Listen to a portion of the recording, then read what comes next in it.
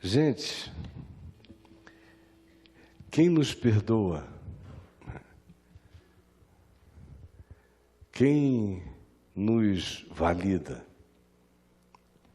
Quem e o que nos justifica? Com base em que você se sabe perdoado? Ou você nunca se sabe perdoado? Eu fico imaginando o esforço de natureza psicológica que um ser humano tem que fazer para voltar-se sobre si mesmo, sem nenhuma perspectiva de Deus sobre a vida dele, interpretando e imaginando, portanto, a existência como algo que tem a ver exclusivamente com ele, porque acima da consciência dele não há nada e nem há ninguém, e que qualquer que seja a natureza dessa desgraçada noção de certo, errado, de pecado, de transgressão, de erro, de deliberação egótica, egoística contra o próximo, apesar de se trilhá-lo, de se atropelá-lo no processo, mas assim mesmo se faz. Quem é que, enfim, perdoa tal pessoa? Como é que ele consegue isto? Ele consegue? Por mais que ele se volte sobre si mesmo e diga não, e se explique, e tente se auto-justificar, isto seria o suficiente, é bastante? É o universo que perdoa? O que é que se evoca como o elemento de chancela definitiva, que traga sossego e descanso inequívoco à consciência humana acerca da realidade da pessoa estar perdoada, coberta, resolvida, pacificada, segura. Quem, o quê? Quando a gente estuda a história de Israel, por exemplo, no Velho Testamento e nos dias de Jesus, a gente vê que de Salomão para frente, especialmente do exílio em Babilônia para diante, na direção de Cristo, na linearidade da história, gradativamente os sacerdotes no templo foram ficando cada vez mais céticos. De modo que nos dias de Jesus, a maior parte dos sacerdotes que ministravam no templo, todos eles da tribo de Levi, e na tribo de Levi os que ascendiam naqueles dias para posições sacerdotais mais elevadas, porque eram todas baseadas depois de um tempo num ranqueamento de natureza política. Os que mais ascendiam nessa hierarquia eram os que se vinculavam ao partido dos saduceus. E os saduceus, acerca deles, explicitamente se diz que cuidavam dos ritos do templo. De tudo que você vê e já leu como descrição desses ritos de culto incessante no templo. Ao mesmo tempo se diz que essas mesmas figuras criam em Deus, embora não crescem, nem em espírito, nem em sobrevivência espiritual, nem em ressurreição dos mortos de natureza alguma. Ou seja, eles supostamente cultuavam a Deus se imaginando apenas máquinas culticas, porque ao final da existência terrena, em morrendo, estavam mortos para sempre. Agora, estranhamente, precisavam crer em Deus para sobreviver a tal ceticismo, que tirava da existência deles qualquer transcendência, embora eles vivessem para cultuar o transcendente que na vida deles não transcendia. E, ironicamente falando, são eles que estão fazendo oferendas por pecados, derramando sangue de animais, de ovelhas, de touros, de passarinhos, evocando perdão para o povo acerca de uma existência sem consequência, porque uma vez terminada a presente ordem de coisas, tudo cessava. Eles eram céticos no espírito do Eclesiastes. Deus existe, nada faz sentido, mas a gente cultua a si mesmo. E perdão é só um incômodo que a gente sara e trata com oferendas e faz uma permuta psicológica que tem que ser repetida no dia seguinte. Ora, como ele, ou eles, uma quantidade enorme de nós vivemos mais ou menos nas mesmas bases. Na prática, o Deus confessado não incide, não implica, não altera, não importa, essencialmente, em quase nada. Mas assim mesmo a gente o cultua. A gente canta, a gente se apresenta, a gente até ora, mas a gente não espera a resposta à oração feita. A gente, na realidade, canta para nós mesmos e a gente oferece as nossas oferendas num ciclo que vai de nós para nós. Mais ou menos como a declaração do Henri Cristo, publicada no meu Facebook esta semana, quando perguntado, quando foi que você teve a noção de que você era o Filho de Deus?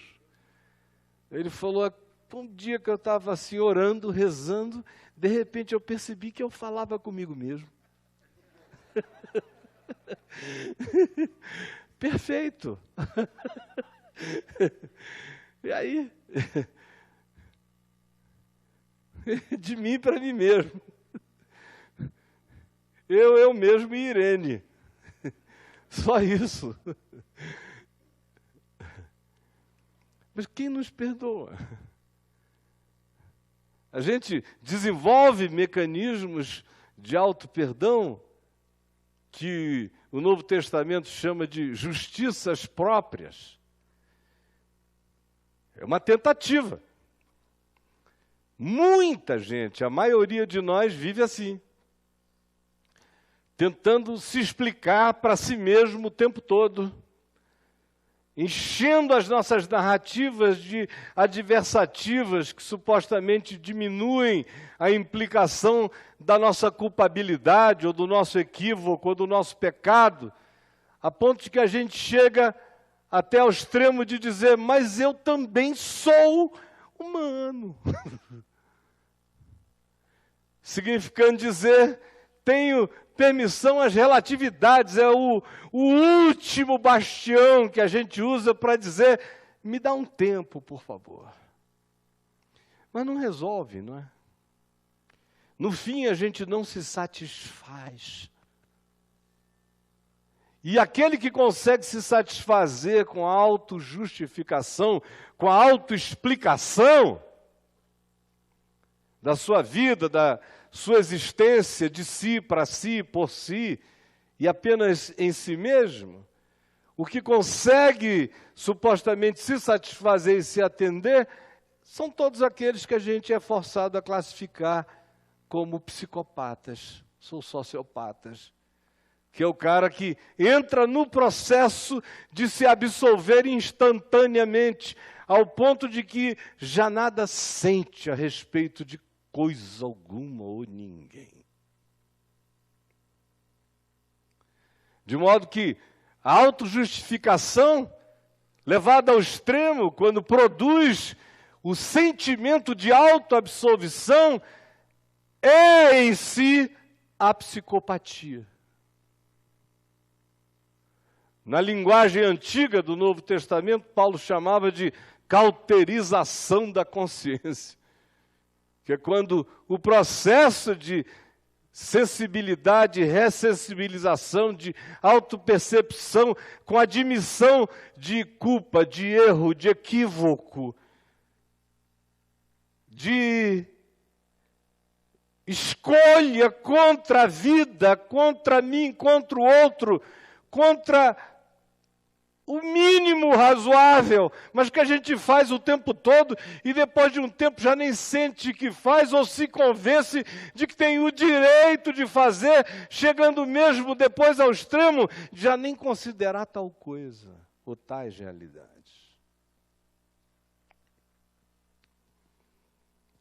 De modo que aquele que chega aí adoeceu radicalmente.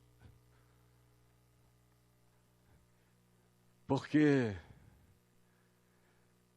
existe um nível de culpa que é absolutamente necessário para a minha sobrevivência psicológica, espiritual e da minha autopercepção, sem cuja referência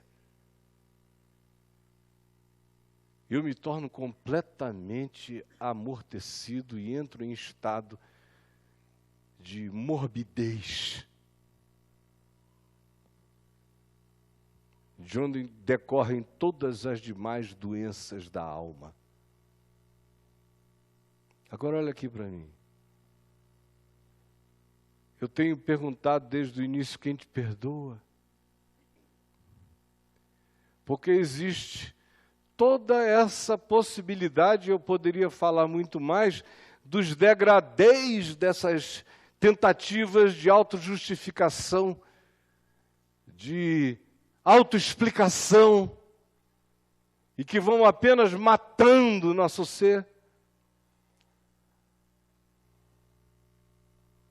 E, em contrapartida a isto, eu estou perguntando a você quem é que te perdoa, e falando sobre a necessária manifestação de culpa como redenção para um espírito que pode mergulhar num estado de total dessensibilização.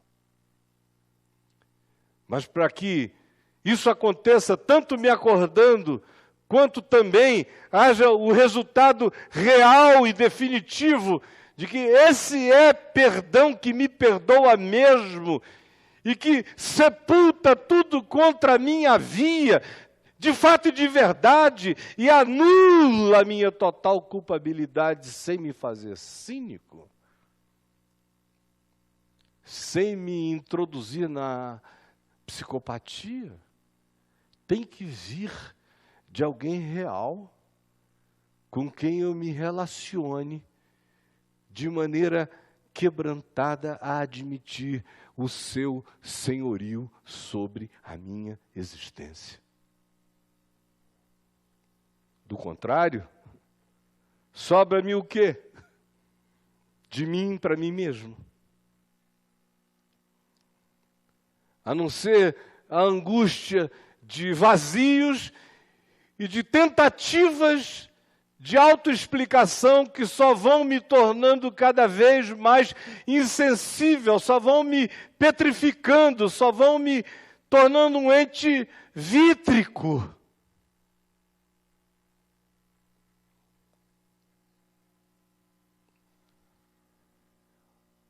Hoje nós vamos tomar a ceia do Senhor daqui a pouco, relembrando o que Jesus mandou que fizéssemos, quando, na noite em que foi traído, tomou o pão E tendo partido, deu aos seus discípulos, dizendo-lhes: fazei isto em memória de mim. E por semelhante modo, depois de ter comido o pão com eles, tomou também um cálice e o deu a todos os seus discípulos, dizendo-lhes: este cálice é a nova aliança no meu sangue. Fazei isto em memória de mim. A questão é que isso tem que se transformar numa realidade que me domine, que graciosamente me acachape, que misericordiosamente me esmague. E quando eu penso nisto, o que me vem à mente é um texto de Paulo escrevendo aos Filipenses, no capítulo 3, quando ele diz que ter encontrado Jesus o colocou na dimensão daqueles que entenderam que não existe nenhum mecanismo humano de si para si que possa trazer autojustificação ou autoexplicação para o indivíduo com a conclusão definitiva daquela pacificação que decorre de se saber perdoado. Ele diz: qualquer tentativa nesse nível implica apenas em entorpecimento do ser. Aí ele diz: eu teria motivos sobejos para tentar esse tipo de autojustificação. Pela história, porque eu sou circuncidado ao 8º dia e sou um israelita, da tribo de Benjamim, sou hebreu de hebreus. Quanto à lei e aos seus rigores, eu vivi como um fariseu que constrangia fariseus. Quanto à aplicação religiosa, eu me tornei o pior perseguidor da igreja, matando aqueles que criam no oposto, obrigando-os a blasfemar, quando não os exterminava. Com relação à justiça, às práticas de comportamento, eu era considerado, pelos atributos da lei de Moisés, um indivíduo irrepreensível. Mas o que, para mim, parecia ser uma soma de lucros, quando eu discerni o significado do que Jesus tinha realizado na cruz e na ressurreição, quando esse impacto chegou a mim como uma luz atropelante, como uma convicção absolutamente acachapante, que me deixou aturdido, enlouquecido diante da constatação de que o inexplicável era real, tão real, que tinha esmagado os meus sentidos. À plena luz do dia, às portas de Damasco, nesse dia, nessa hora, tudo mais eu considerei como perda, lixo.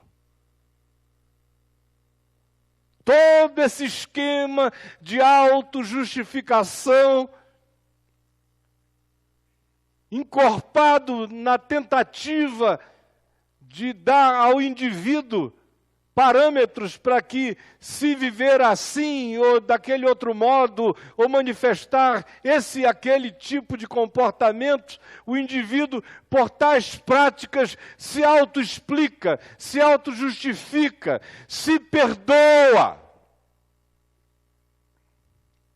Ele diz: eu, quando encontrei a luz e o entendimento, considerei tudo isso absolutamente desprezível. Para mim, até então, o que eu disso me jactava como lucro, considerei imediatamente como perda por causa de Cristo. Sim, deveras considero tudo como refúgio, como algo a ser deixado fora, por causa da sublimidade do conhecimento de Cristo Jesus, meu Senhor, por amor do qual larguei todos esses sistemas e mecanismos de tentativa de autojustificação, de autoexplicação e de justiça própria. E considero tudo como apenas esterco da existência para gerar uma fertilização angustiosa, a fim de que eu tivesse a possibilidade de ficar cara a cara com Cristo. E agora, ser achado nele, não tendo nada além dele em quem estar, não tendo justiça própria alguma que proceda de qualquer tentativa de autoexplicação, de autojustificação decorrente da presunção à obediência às formalidades de qualquer que seja a suposta lei divina. Porque a única justiça que eu tenho é aquela que me vem mediante a fé. A fé em Cristo, no que Ele fez, consumou e realizou.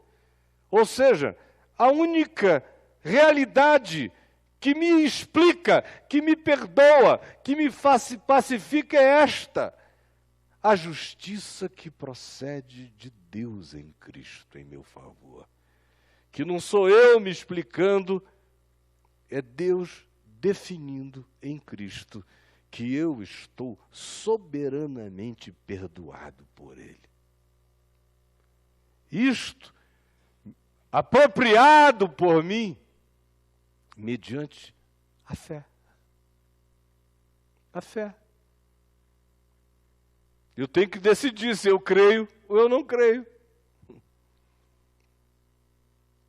É mediante a fé.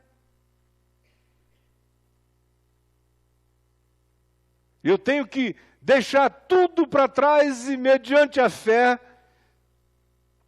saber que não há absolutamente nada que eu possa fazer para me explicar diante de Deus e diante da vida, e que a única explicação razoável para trazer pacificação ao meu ser é crer que todo o absurdo da minha vida está perdoado em Cristo Jesus, sublime e soberanamente. Portanto, essa é a justiça que procede de Deus mediante a fé. E é só mediante essa possibilidade de crer, de decidir crer, de confiar e de me entregar, que eu terei o resultado prático desse benefício como pacificação do meu ser.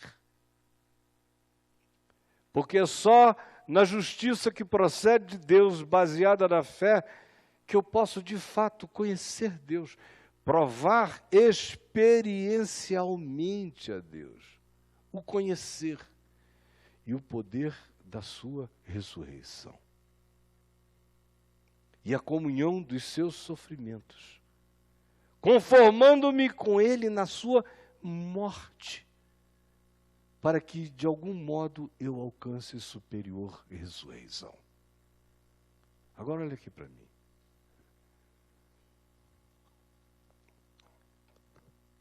O que a gente faz para usufruir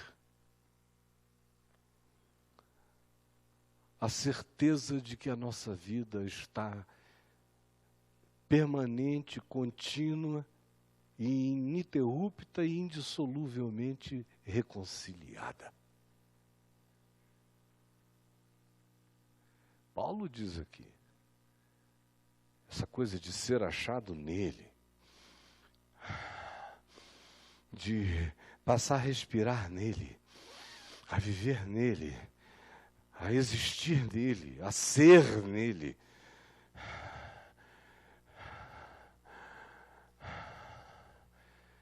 Não tê-lo como um tanque de oxigênio guardado, ao qual eu recorro, mas ao contrário, existir na ambiência universal do amor de Deus.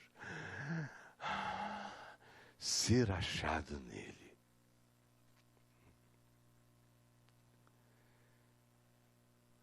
E ele diz aqui, para poder experimentar a comunhão dos seus sofrimentos.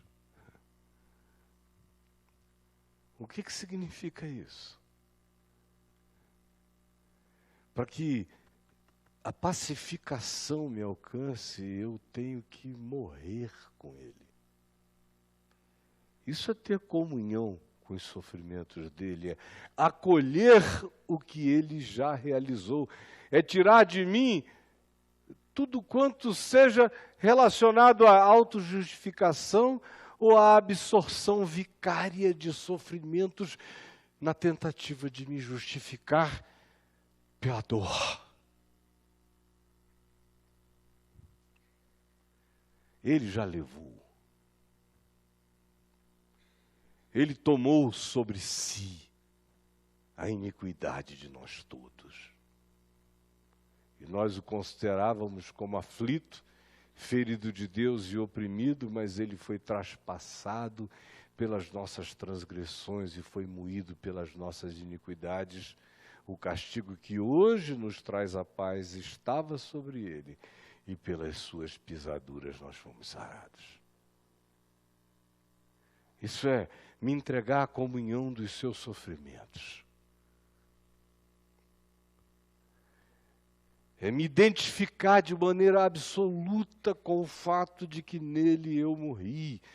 E o grande benefício disso, que bênção, você existentemente, enquanto existe, se assumir morto.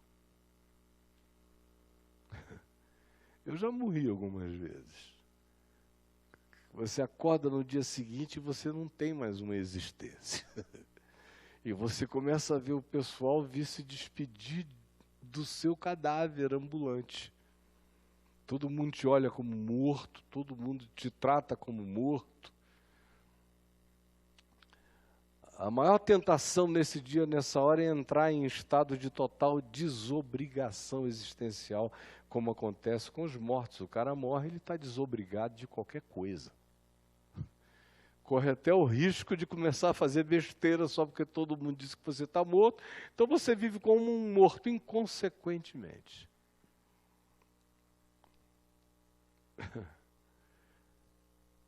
Mas em Cristo,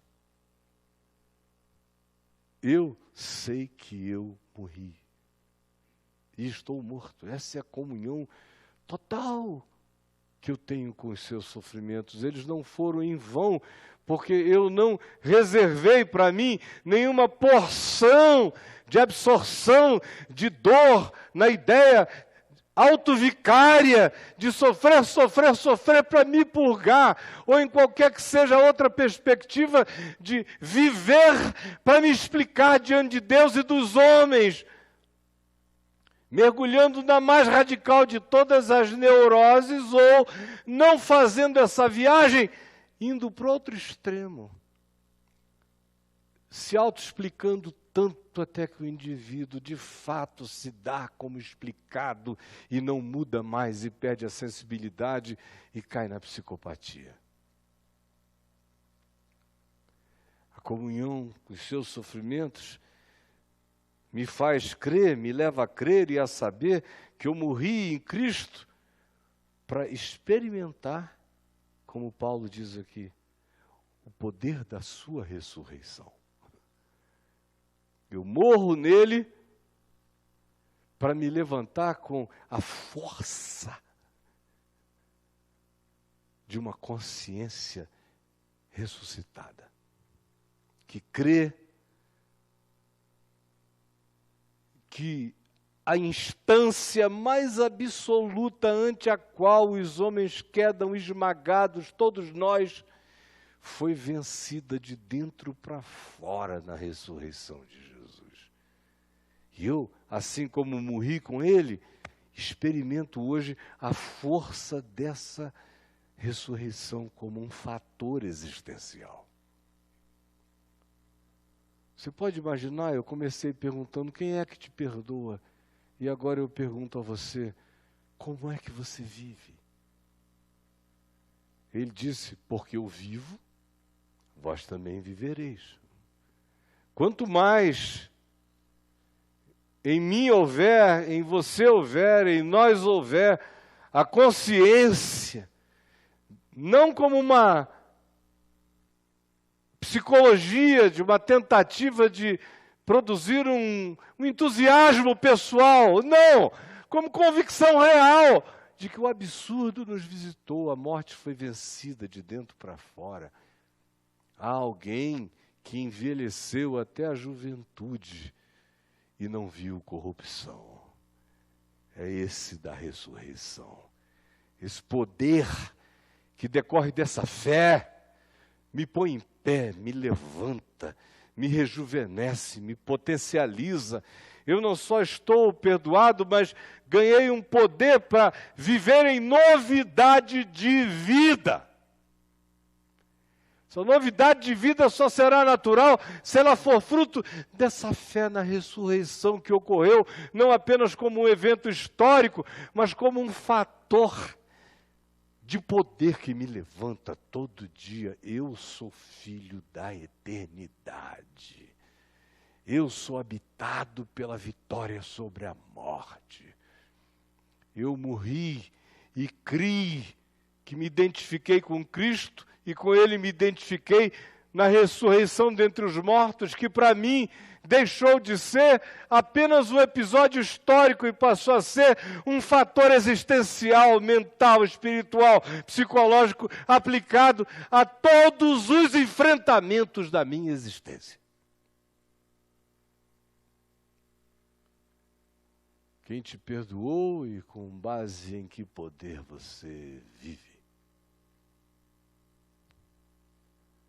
Você pode fazer muitas ginásticas. Tem gente aqui que está pagando para ver. E continua na procrastinação existencial, achando que no seu caso você vai dar um jeito e se desviar do inevitável, que é a constatação de que ou você de fato se coloca sob a realidade sublime e absoluta de que a sua existência é perdoada por esse que justifica e a gente acolhe pela fé, não para cairmos no cinismo da entrega a qualquer que seja a condição que não mude, que não se converta, que não se transforme, que não se arrependa, que não cresça, que não se sensibilize mutantemente em Deus e na vida. Ao contrário, morre-se para que se mergulhe na ressurreição e se levante para se viver em novidade de vida, experimentando esse fator que arromba depressões, que aguenta perdas, choques, que vence perplexidades, que não desiste diante de todas as decepções,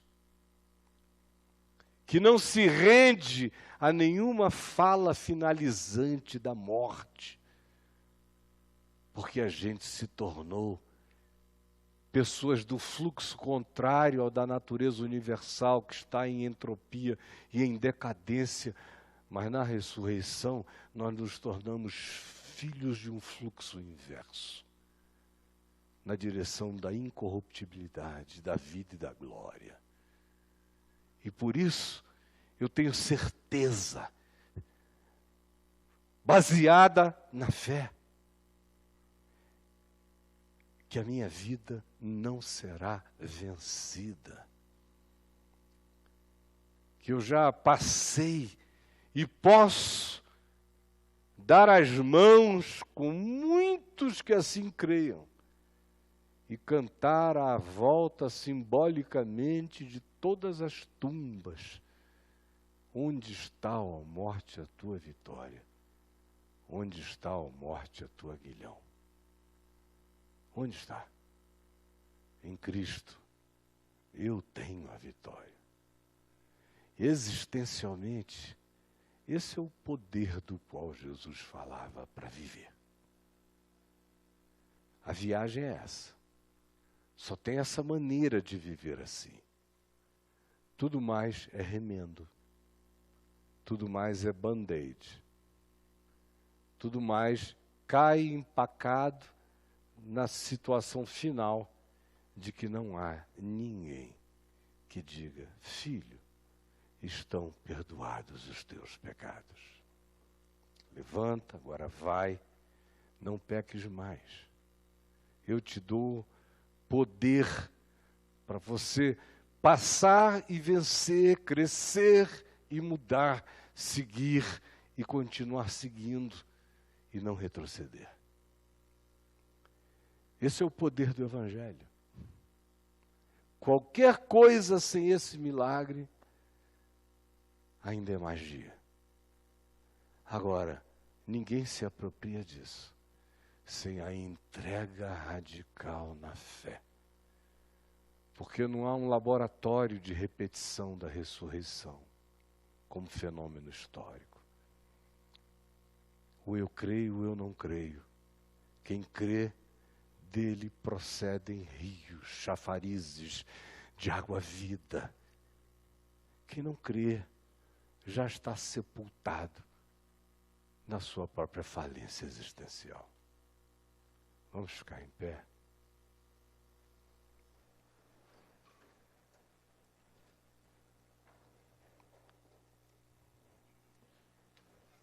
Olha aqui. Eu vou pedir aos que vêm distribuir o pão e o vinho para que cheguem até aqui. Ei, meu queridão Caetano, vem, meu mano, ajudar a gente. Vem, Chico, por favor, amigão. Quem é que gostaria de vir? Você gostaria de vir, Valdir?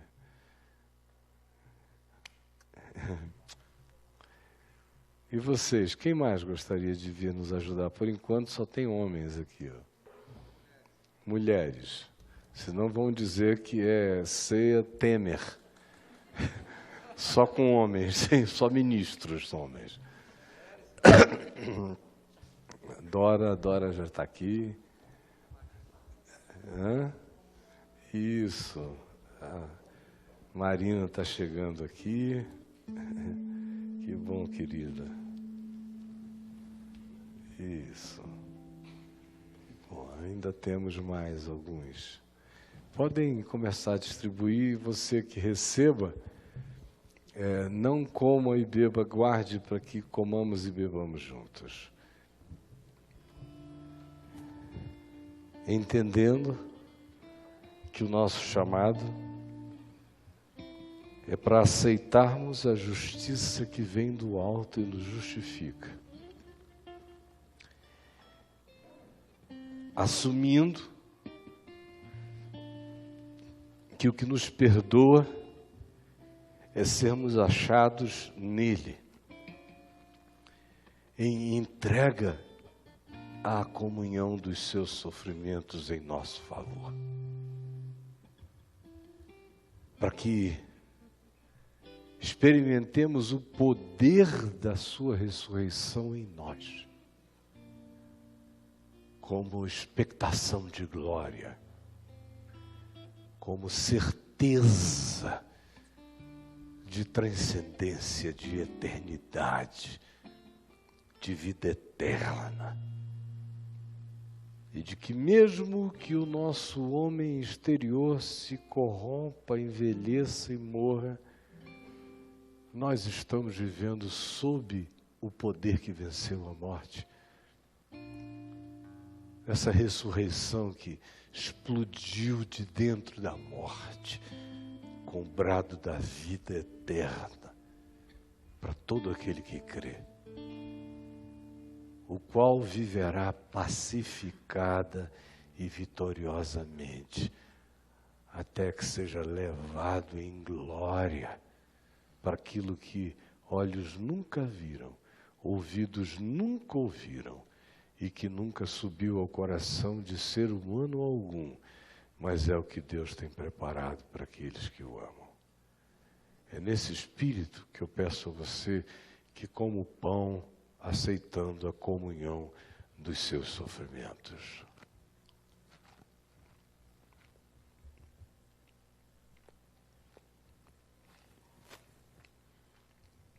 Está feito. Isto é o meu corpo que é dado por amor de vós. Está feito. Por semelhante modo, depois de haver comido o pão, ele bebeu de um cálice e o deu aos discípulos, dizendo-lhes: esta é a nova aliança, um pacto no meu sangue. Todas as vezes que beberdes, façam isto em memória de mim. Comunhão com os meus sofrimentos. E o anúncio da vitória sobre a morte, que foi rasgada de dentro para fora. Bebam ressurreição e vida, em nome de Jesus. Porque eu vivo, vós também vivereis.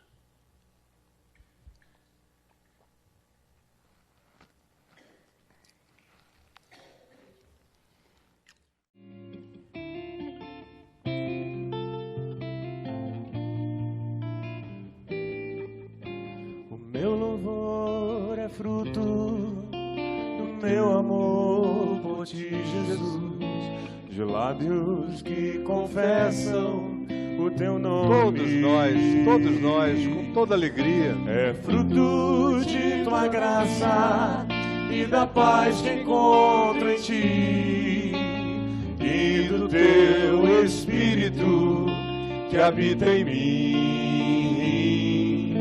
que habita em mim. Meu louvor é fruto do meu amor por ti, Jesus, de lábios que confessam o teu nome. É fruto de tua graça e da paz que encontro em ti, e do teu Espírito que habita em mim, que habita em mim. Ainda que as trevas venham me cercar, ainda que os montes desabem sobre mim, meus lábios não se fecharão. Para sempre hei de te louvar.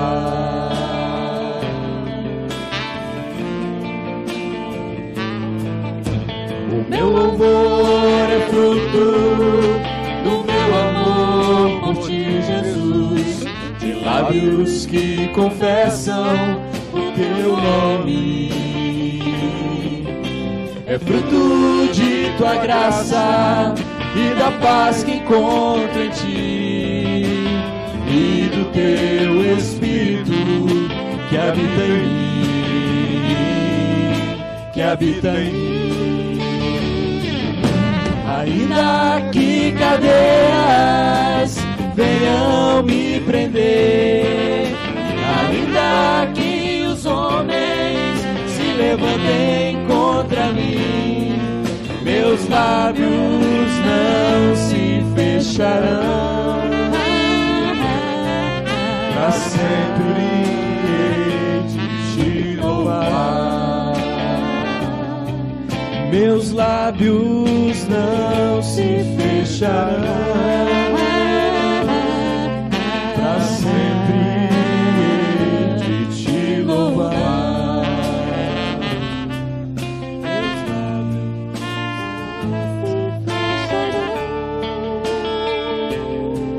pra sempre hei de te louvar. Amém. Queridos, que o Senhor nos abençoe e nos guarde.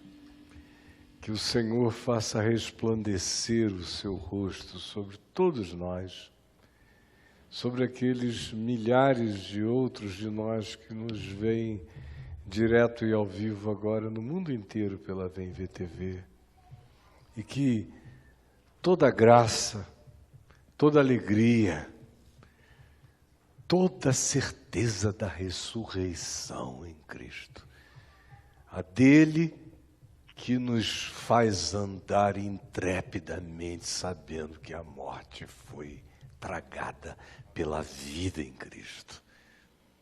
Que esse poder nos energize, nos encha, tome conta da nossa consciência, que sejamos lembrados de que é porque Ele vive que nós vivemos, e que assim experimentemos essa força, essa energia no Espírito, para enfrentarmos todas as coisas e permanecermos inabaláveis.